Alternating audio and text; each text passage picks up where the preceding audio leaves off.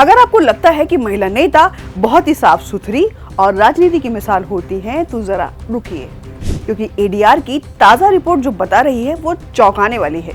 ADR यानी association for democratic reforms और national election watch की रिपोर्ट के मुताबिक देश में कुल 512 महिला सांसद और विधायक हैं, लेकिन इनमें से 143 महिला नेताओं पर आपराधिक मामले दर्ज हैं, यानी हर 4 में से एक महिला नेता के खिलाफ केस चल रहा है।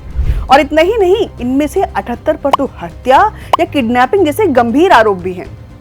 तो अब जरा सोचिए कि जो लोग कानून बनाने के लिए चुने गए हैं उन पर खुद गंभीर आपराधिक केस दर्ज है।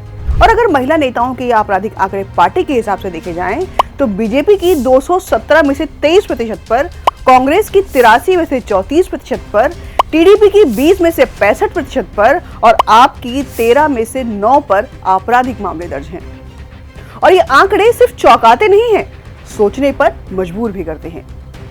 तो अब जरा इन महिला नेताओं की संपत्ति, उम्र और पढ़ाई पर भी नजर डाल लेते हैं।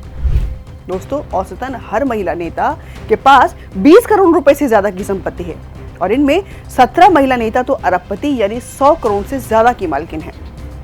और अगर उम्र की बात की जाए तो ज्यादातर की उम्र 41 से 60 के बीच है, मतलब अनुभव में भी पीछे नहीं है।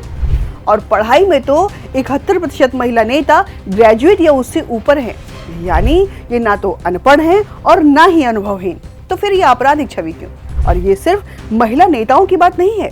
एडीआर की रिपोर्ट बताती है कि देश के कुल 45% विधायक भी आपराधिक मामलों में फंसे हैं। लेकिन दोस्तों, सबसे बड़ा सवाल ये है कि क्या इसे रोका नहीं जा सकता? तो चलिए जानते हैं कि राजनीतिक अपराधीकरण को रोकने के लिए कानून क्या कहता है। Representation of the people act 1951 के सेक्शन 8 के तहत अगर किसी नेता को गंभीर अपराध में 2 साल या उससे ज्यादा की सजा मिलती है तो वो चुनाव नहीं लड़ सकता है। 2013 और 2018 में सुप्रीम कोर्ट ने कहा था कि राजनीतिक दलों को ऐसे उम्मीदवारों की आपराधिक पृष्ठभूमि की पार्टी की वेबसाइट, सोशल मीडिया और अखबारों के जरिए जनता को बतानी होगी। 2020 में सुप्रीम कोर्ट ने एक आदेश देते हुए कहा था कि सभी पार्टियों को बताना होगा कि उन्होंने ऐसे आपराधिक रिकॉर्ड वाले उम्मीदवार को क्यों चुना और उसमें मेरिट क्या है।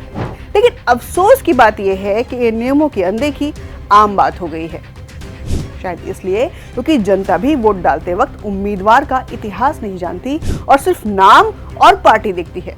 कुछ राज्यों में तो जैसे ये नॉर्मल है, जैसे आंध्र प्रदेश में 79% विधायक आरोपी हैं।